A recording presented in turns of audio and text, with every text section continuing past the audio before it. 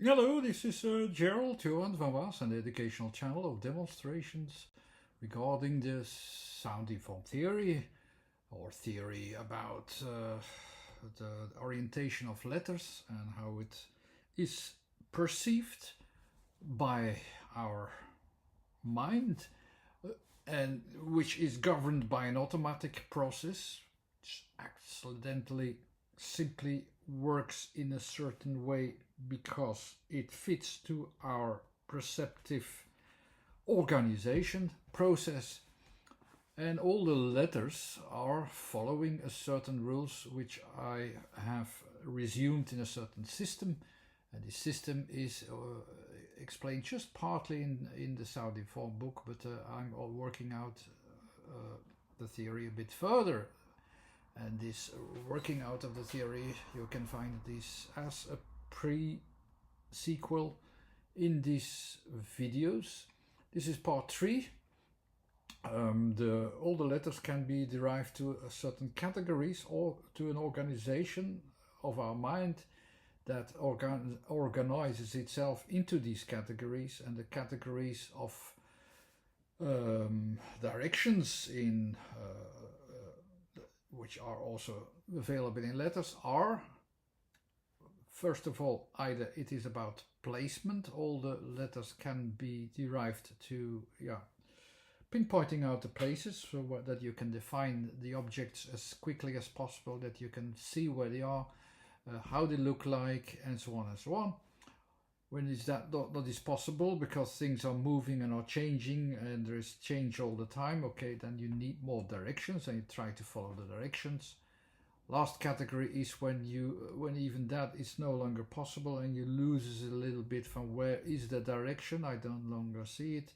So then you have to adapt your full orientation because of the context that demands it until you find the reality that works. And these categories are put into one system scheme, and on this scheme you can see all the letters into a numerical order that is originally achieved in numerology. That is which they say it is from Pythagoras. I'm not sure where it comes from, I don't know, but I like the idea of Pythagoras because there was a school of Pythagoras. We don't know much about it, and it followed actually the idea of strings and of trying to find the right position on the strings, and that's more or less how our mind also tries to attach to strings that find a direction. It's the same thing here. So some of the strings will try to find an in tuning, so tuned in to the right notes that can be recognized, that there is a highlighting note that you see, okay, here I have an element that I can recognize, or it evolves to a different direction, which is the process, so which is the melody, let's say, which is the evolution in a song, or a logical reasoning in talks. It drives you to a different, to somewhere else where you don't expect it. And you, of course, during that process, you also need to adapt. And so this adaptation process is now what is the main focus. It works slightly different. First focuses about placement in space, where of course points that you can put into space like you have it in a three-dimensional world. The other processes are the movements, the changes. Okay, you need the element of time for it. And here you need the idea of reorganization in time and in place. And it's actually an even more complex world, which you can also derive to even higher dimensions than that one with time, because it's a reorganization of something that is bound to the processes in time and bound to the places in the three-dimensional space, and finds a connection to the different processes in time that are occurring where there is a connection in between that you can use and do something else with it. And these are the useful directions that can be found in the last order, where there are 3, 4, 5, 6, 7 letters that are immediately be able to be lifted out in that system. So basically we have to start in a renewal of focus. So, and also each focus, it is based upon the three different ways how to achieve and perceive reality. You have the objective reality, the pinpointing points of reference of the material, of the objects, of what you can use as in definitions. You have the growth process itself, the evolution that goes to somewhere else. The time processes are using these elements. And you have the orientation itself, so that you try to find a focus which works. And here it is about trying to find a focus which works, because we couldn't find the places in space anymore. It's not easy to find the directions anymore. It's too complicated. So the next point will be to find a common context in which we can organize the idea about these three regions, about the focus on objects. So where is the objectivity, and where is it growing to, where is it changing to, so to where can we see that it is evolving to. So we try to follow all the changes and see what is needed, and therefore the first letter will be the Q. So how will the Q look like, and what will it deal with? It will deal with the changes of focus that is immediately, all the changes of focus that are possible, that are immediately visible from one angle alone, from our angle, from our point of view alone, that we can see where we have to give attention to. So it's kind of blend where all the directions of changes are blend together into one area, so that we can centralize all the changes to all directions, the objects that are into the directions of changes all the time. And it will be difficult, simply also because if they don't match, if the things are changing, the result will of course be chaos. You have things that evolve to a certain direction. The changes themselves, which are really happening, is changing into its own direction.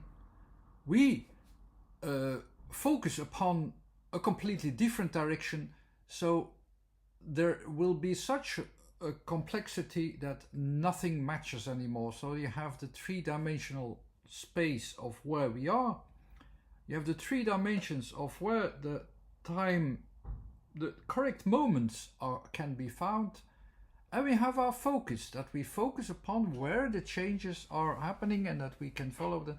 And when they don't match, it is a complexity of these 9 dimensions, as it were, that are completely irrational, and you can't find them anymore. And it's impossible to find the matches between all these regions of focus. And you can't find it because there is no direct intersection that you can handle with. Now, what will be the point of reference that you can use?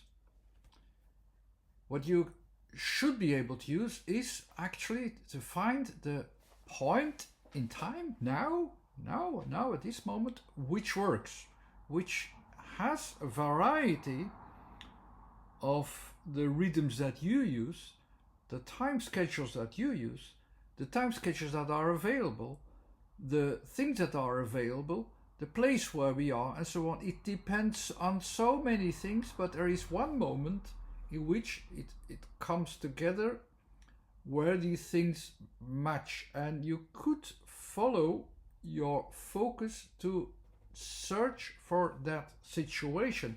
You will not see it now. It will not be there. It will not be there now. Now, this is an ideal situation where you say, okay, I have the match. They will all these situations will match into one focus.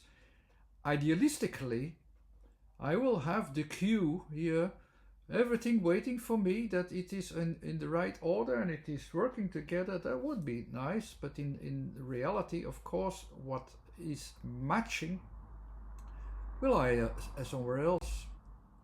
So of course things will be out of focus because maybe the time schedule of my involvement is different from the time schedule that has a schedule of its own of the changes themselves.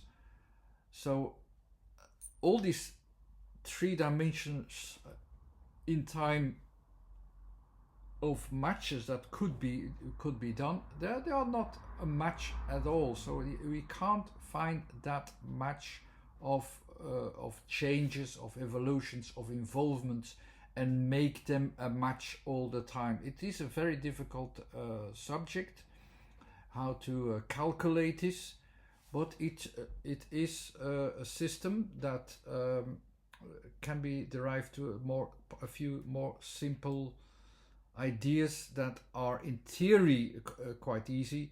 In a practical sense, if you want to have it calculated, I think it will still be more difficult, so I still have to work it out. But in theory, it is possible that you adapt your center focus where everything matches, and you match it to what you have at this moment.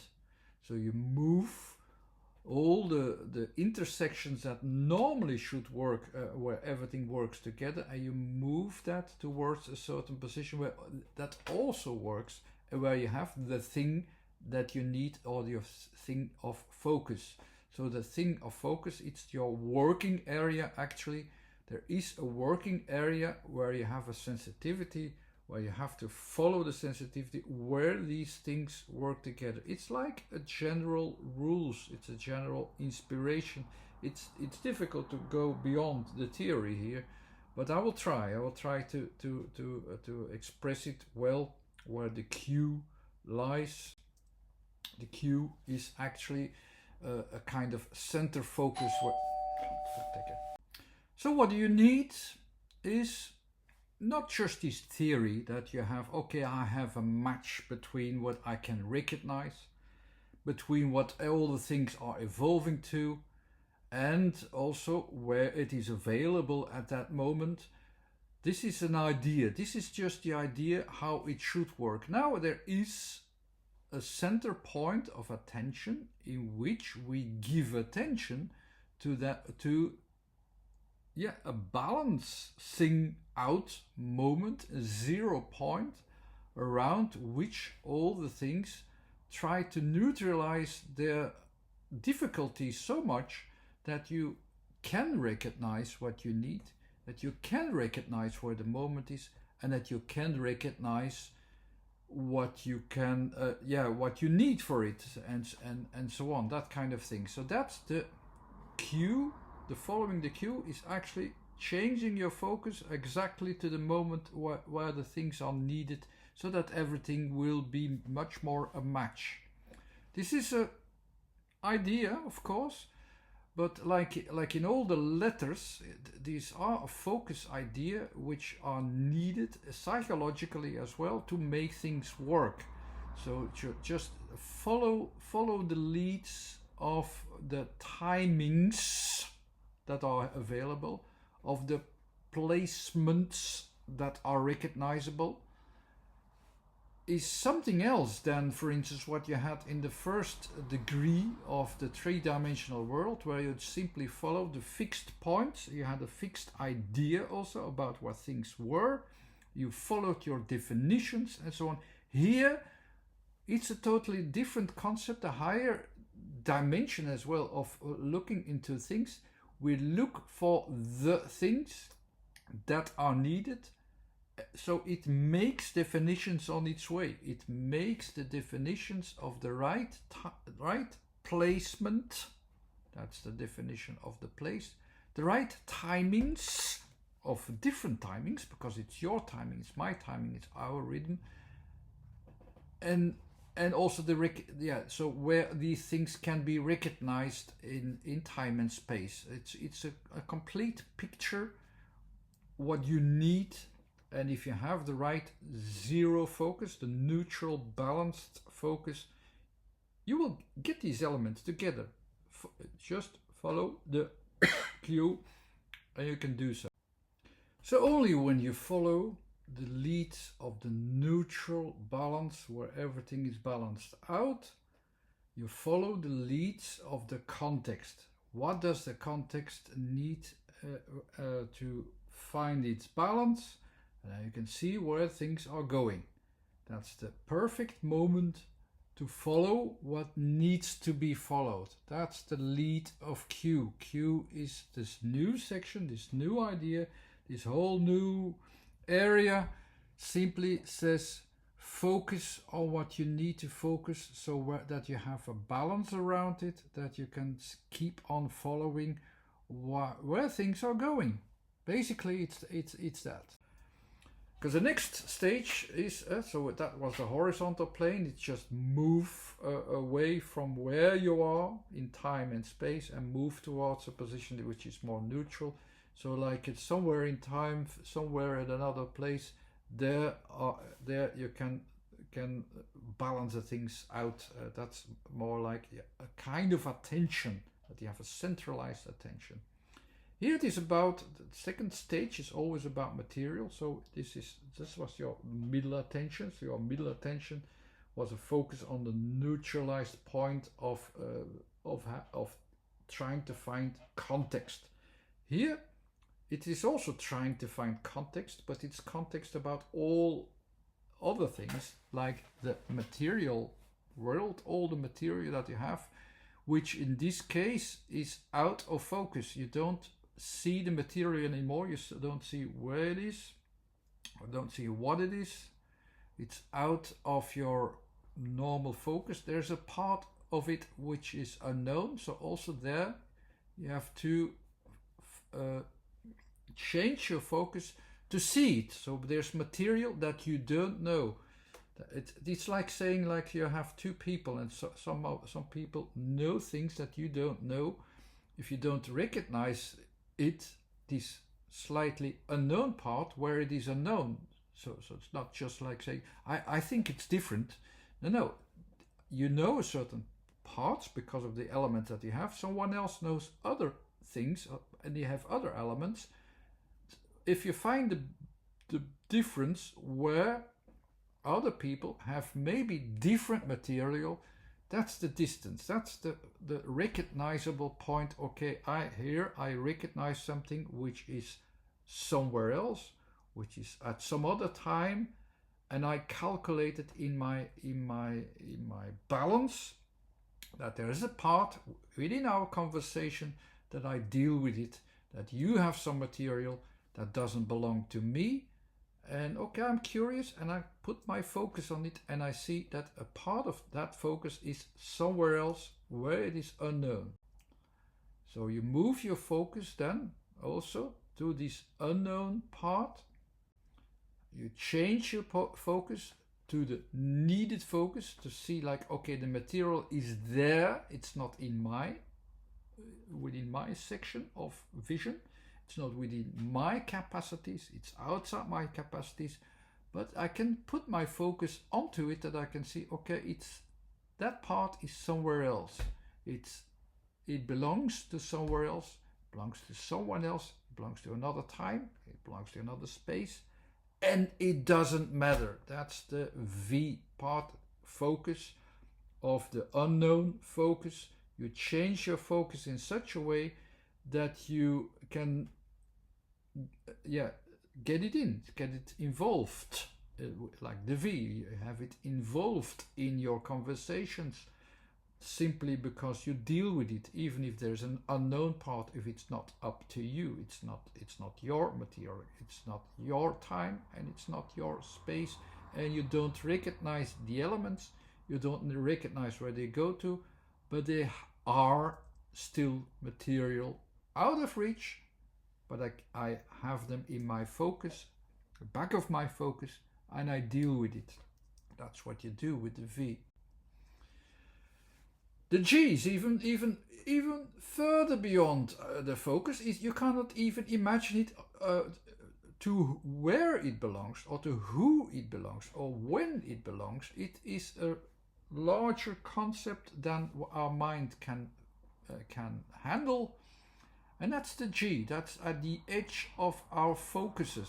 It is beyond. It is certainly not just beyond our focus of place, time, and evolution, but of focus itself as well. That's the G, which is beyond our eyes, let's say. It's beyond our visions. We cannot reach that at all. It is an idea, a concept of things that cannot even be grasped.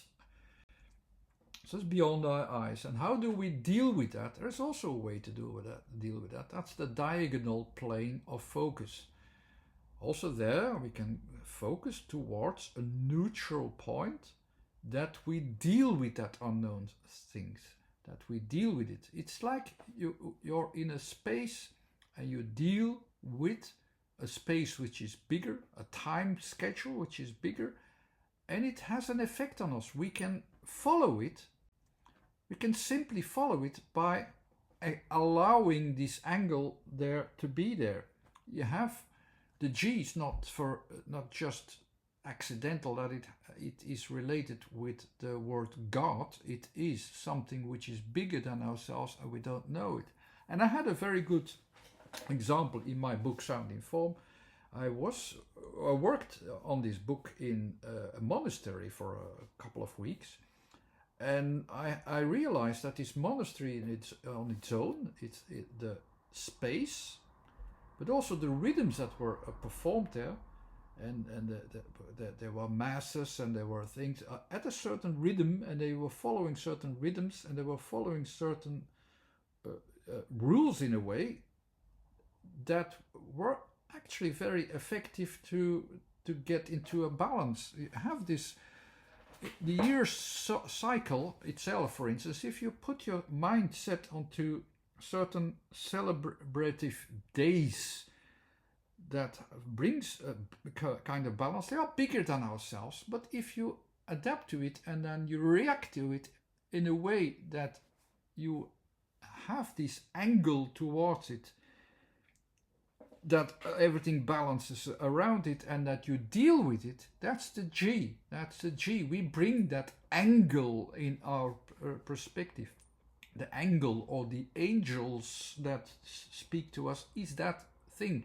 We deal with that angle, so that from a certain angle we deal with that.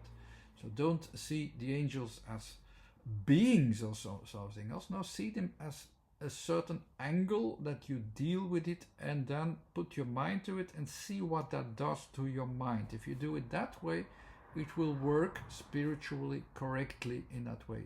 Just like an environment can work like it, like a celebrative day can work like that. That's how it works. So I'll resume the first three focuses, which are a bit more complex than the others. So you have these three central focuses. So in the middle we have this, in a way you have an unknown thing.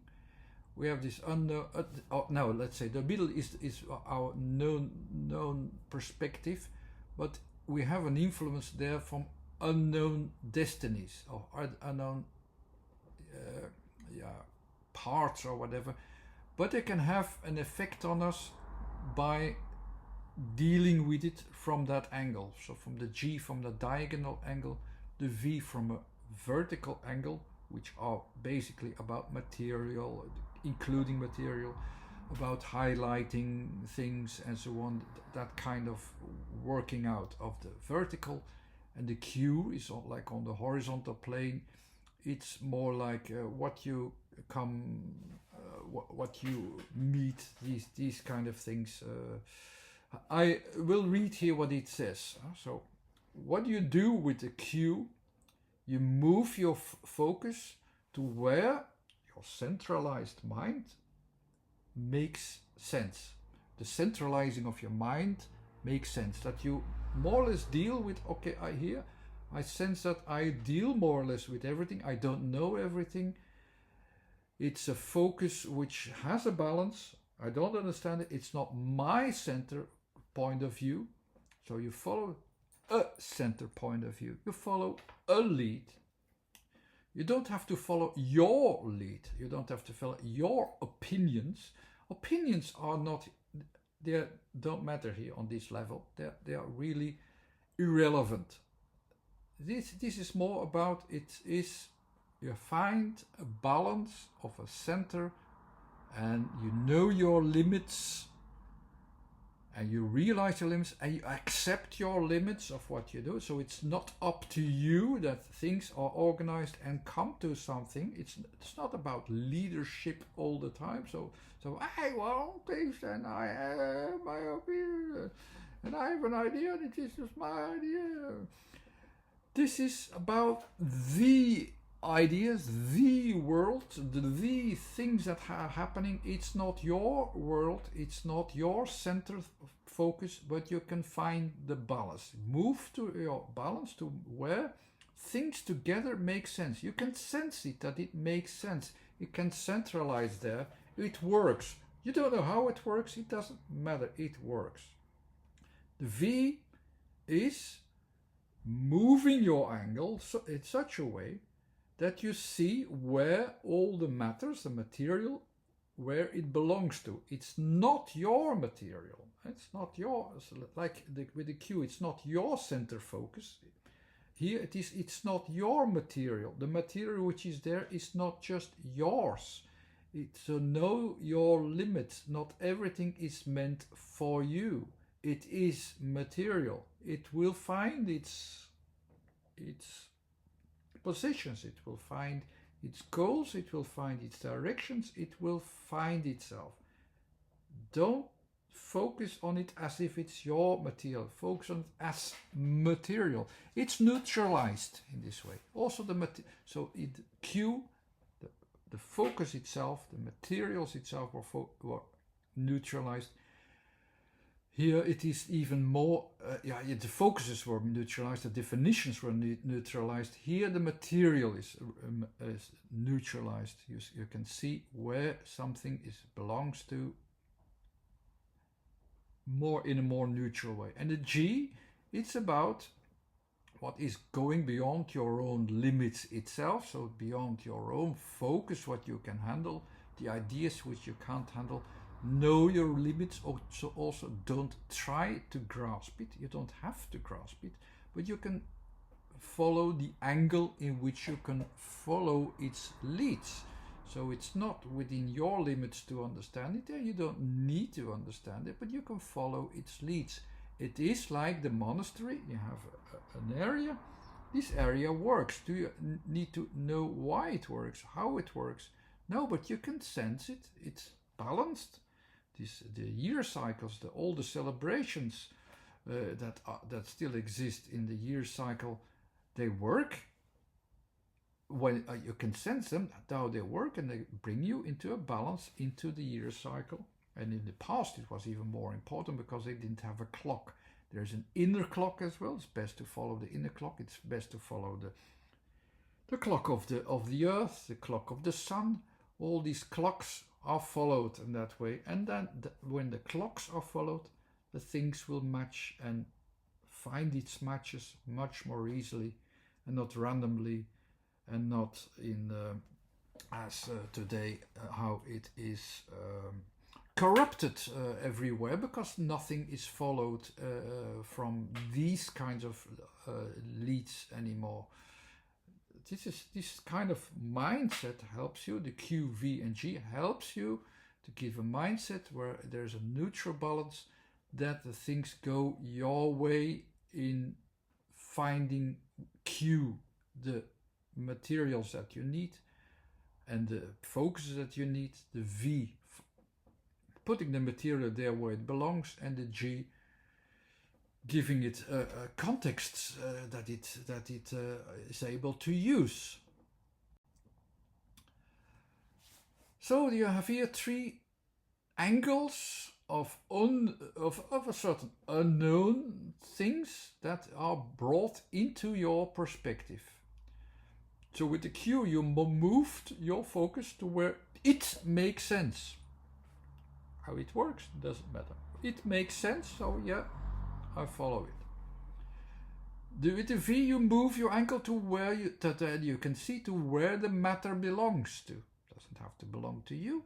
It belongs there. Can be very simple as well. Or with the G, you move the unreachable ideas or limits towards a focus that you can still handle it within your limits. And that's also a possibility. Next level, we go to the next order. We have only two letters, the H and the R. So we're not focusing so much on the material anymore. As you can see, the material is filled in automatically with the Q, V, and G. So the spaces where it belongs, that's filled in automatically with the Q, the V, and the G.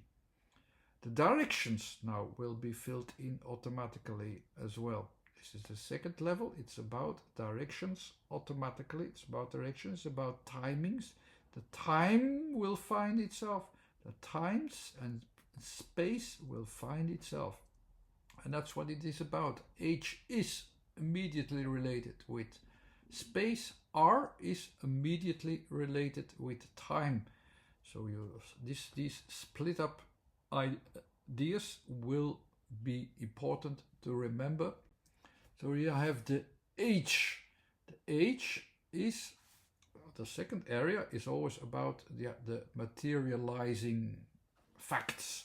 Here we have the facts of the focuses that works. It's materializing itself. How is it materializing itself with H and with R? H is the centralized vision plus something of the materializing section. So it is somewhat in between. It defines the working area, the full working area where things hang together, where all materials and materializations and growth processes hang together productively. So basically it says, here I find what works. It works, and I can see where it works, in which space it works. That's basically what the H is saying. The R basically is saying, I know when it works. I know I have the material, so it is in the rhythms. Thus, it's at the edges of what is working, within the field of what is working. It is the material as well. So the material is involved. That's filled in automatically. The growth process is filled in automatically, but it is showing. It is built up on these limitations, on these rhythms and so on. It will also be filled in automatically, but it will be filled in automatically on time schedules. That is the idea behind it. I can explain it further in some other way, but it's best that you simply understand what I'm saying. So of course we have here these three regions as always, but it's in the other way around. So so we come to, suddenly we will produce, more or less we will produce a material. In the first section we will produce the focus, so we have the correct focus, the Q, V and G. In H and R we have the correct productiveness. Here the productiveness is optimal. And in the last sections it will be about the material, so there the material will be optimal. That's an idea of association that you can use. It's that kind of balance which is in the system.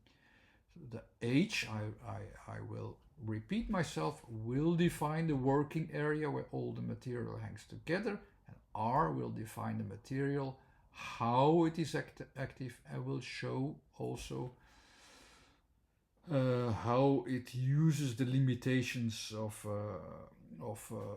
what you have in time schedules. This both things, the H and the R, are about the second section, about the productiveness. It's about our growth process itself.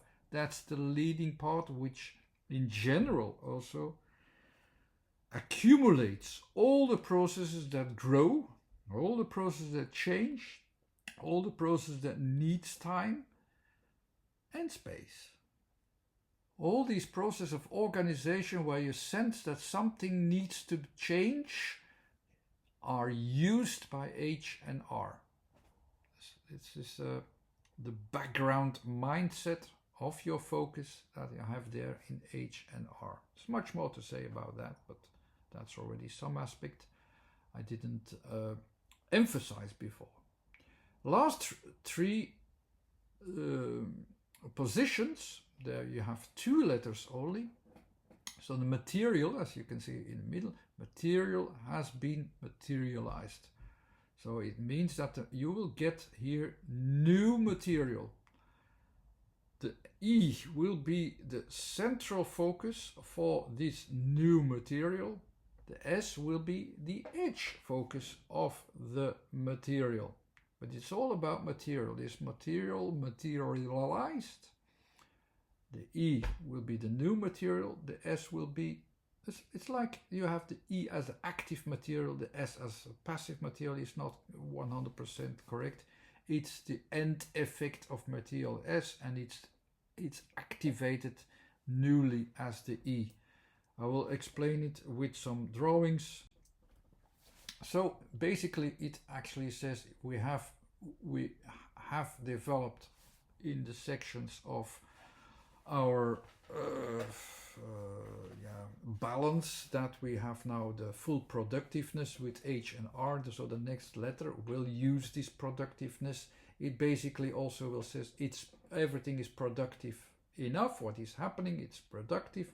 I will get the green light there, the green light to make material, to find material, and this is basically the green light of productiveness that is now inserted with material into a new process, a new progress, a new point of reference that will also be able to be a new definition, a new pinpoint of reference that will be used and wasn't available before. That's the E. It's an insertion of new material which will have received the green light by the situation, by the correct focus, because I focused well enough to follow the green light, to follow so that I can find new definitions that I can use completely new. It's in balance. I can use it. It's balanced. I can use it and I can reuse it, and I can refocus myself on defining new material. The E will define new material. The whole process starts all over, and all the material that itself comes out of the process automatically, that's the S.